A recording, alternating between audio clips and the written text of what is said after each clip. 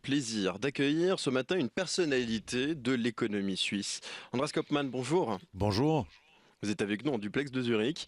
Merci d'avoir accepté notre invitation ce matin.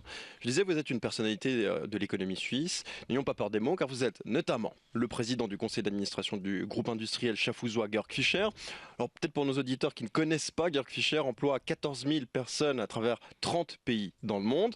Vous êtes également le vice-président du conseil d'administration de Nestlé. Là, on n'a pas besoin de préciser ce que c'est. Et aussi membre du conseil d'administration du Crédit Suisse. On vous connaît bien en Suisse romande, notamment parce que vous aviez dirigé durant de nombreuses années le groupe BOPS, autant le dire. Donc vous disposez d'une vue assez complète sur l'économie de notre pays, justement. Andreas Kopmann, j'ai envie de comprendre un tout petit peu les raisons de cette insolente santé de notre économie.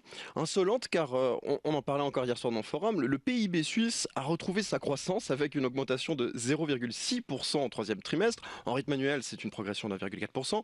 Bon, ça c'est les pourcentages. Non seulement c'est bien mieux que prévu, mais surtout ça s'inscrit, on le sait, dans un contexte européen difficile. Alors quelles sont, selon vous, les raisons de ce succès ? C'est vrai que les chiffres qui ont été publiés sont réjouissants et sont sortis beaucoup mieux qu'en fait on s'attendait et je crois qu'on peut tous s'en féliciter. Par contre, il faut rester prudent, c'est juste un trimestre et il faut effectivement que cette situation soit plus durable pour vraiment qu'on puisse en glaner les fruits. Alors les raisons, il y en a plusieurs. Les classiques, c'est la formation. Je pense qu'on a une excellente formation de notre personnel en Suisse. Il y a la stabilité du gouvernemental, la stabilité juridique. Il y a l'imposition quand même qui est raisonnable en Suisse et au niveau entreprise et au niveau individu. Donc ce sont celles qui sont le plus souvent nommées. J'en ai peut-être trois autres qui pourraient aussi être encore ajoutées. Allez-y. Une, c'est le multiculturalisme qu'on a en Suisse. On est quand même ouvert à des cultures très différentes. Donc c'est plus facile pour nous d'avoir des contacts avec les marchés sur l'extérieur dont nous sommes dépendants. La langue, la tolérance d'une culture. La deuxième, c'est que quand même en Suisse, on a une culture suisse du travail qui est quand même un peu particulière puisqu'on a étonné tous nos voisins avec les dernières votations sur l'allongement des vacances qui a été refusé par le peuple, par exemple. Et puis aussi, on est une petite nation, donc on sent en Suisse qu'on doit se battre constamment, se remettre en question. On n'est pas la grande nation, et ça, je pense que c'est un avantage aussi de constamment Être petit, se remettre. c'est bien. Être petit, c'est bien dans le sens que ça évite l'arrogance trop rapidement. Alors justement, je vous prends mot par rapport à ce côté, vous avez dit, ce côté multiculturel de la Suisse. Vous êtes roman valaisan d'origine, vous vivez en Suisse allemande, vous faites partie de ces principaux dirigeants de l'économie suisse. Ça se passe forcément outre-Sarine? Pas du tout, puisque j'ai passé la toute grande partie de ma carrière dans la région lausannoise. Je suis en Suisse allemande maintenant parce que mes activités m'y appellent. Pour des raisons pratiques, j'ai déménagé pour quelques années. Mon cœur est en Suisse romande. Je compte bien un jour y retourner. Mais c'est simplement le côté pratique qui m'a appelé à m'installer en Suisse romande pour quelques années. Quand on est dans les hautes sphères comme vous, quelle image on a de l'économie romande, de la Suisse, de l'image pardon de la Suisse romande? Ben, je crois qu'il faut aller au-delà des clichés habituels où le Suisse romand c'est un marrant, il aime bien boire son verre. Je crois qu'il faut aller un peu plus loin et on voit quand même qu'il y a des régions en Suisse romande qui fleurissent au point de vue économie. On a beaucoup d'atouts en Suisse romande. C'est un pays, une culture très ouverte aussi sur l'extérieur. C'est une minorité, donc elle sait qu'elle doit travailler avec les autres. Je pense qu'on a beaucoup d'avantages en Suisse romande aussi. Alors bon, reparlons un petit peu de l'économie suisse et notamment vous parliez donc de l'aspect petit de notre pays qui peut être un avantage. La croissance suisse intervient et dans un contexte assez plombé par la crise de la dette européenne qui vient de plonger à nouveau en récession. Doit-on en conclure que la Suisse est imperméable aux problèmes de l'Europe? Non, je pense pas, parce que nous sommes très dépendants de cette économie européenne. Par contre, probablement quelques décisions qui ont été prises, et politiques et économiques du passé, nous aident. L'arrêt à l'endettement ou surendettement, on est quand même un des pays qui est le moins endetté en Europe, ce qui nous aide certainement pendant une période que nous connaissons aujourd'hui, alors que d'autres pays ont vécu pendant des dizaines d'années, en fait, au-dessus de leurs réels moyens.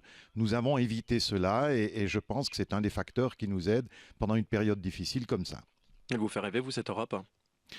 Elle me fait rêver? Non, elle me fait pas rêver. Je pense que je préfère vivre en Suisse en ce moment qu'en Europe, effectivement, que dans d'autres pays en Europe.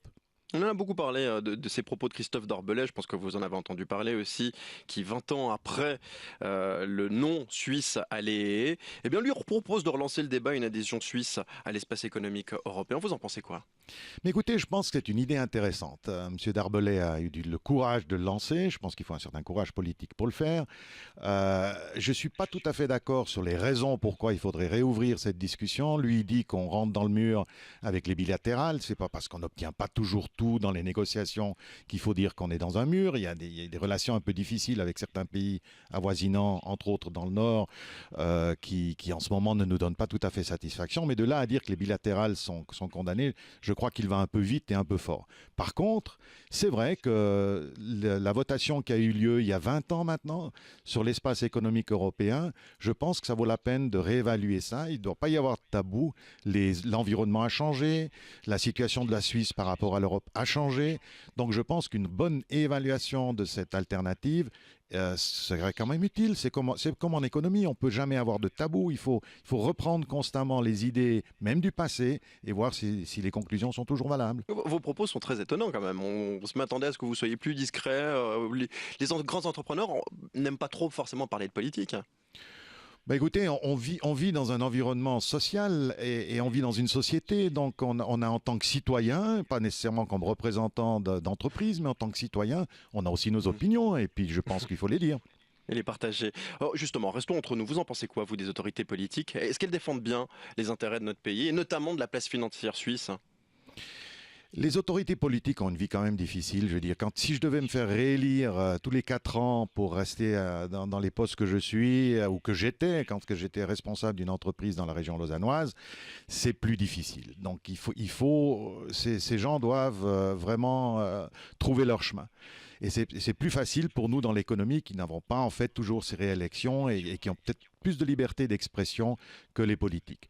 Maintenant, la place financière suisse, puisque vous avez abordé ce sujet-là, Oui. je pense que effectivement nous devons nous réunir autour de la table et défendre cette place financière suisse. Bien sûr qu'il y a eu des débordements, bien sûr que le monde financier, mais mondial, pas seulement suisse, a eu des exagérations, mais nous avons besoin, au point de vue économie, d'une place financière très solide en Suisse. Et cette constante critique sur nos banques, sur nos assurances, sur les financiers qui sont basés en Suisse, je trouve ça un peu exécrable. Et je pense que, et du point de vue politique, mais également les représentants de l'économie, on doit défendre cette place financière suisse. Elle est très importante pour nous. Mais elle est dans de sales draps en ce moment. Au Saldra, il ne faut pas exagérer. Moi, je crois que les attaques de l'extérieur, vous savez, on fait envie, on convoite un peu notre succès.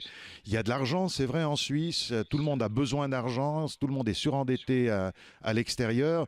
Donc, on essaie d'aller chercher l'argent où il y a. Je veux dire, le pot de miel, il attire les abeilles, mais il attire aussi les guêpes. Donc, il faut pas qu'on se choque de ce point de vue-là et simplement dire où sont les limites de notre souveraineté, dire jusqu'où on est prêt à aller dans les négociations, mais pas plus loin.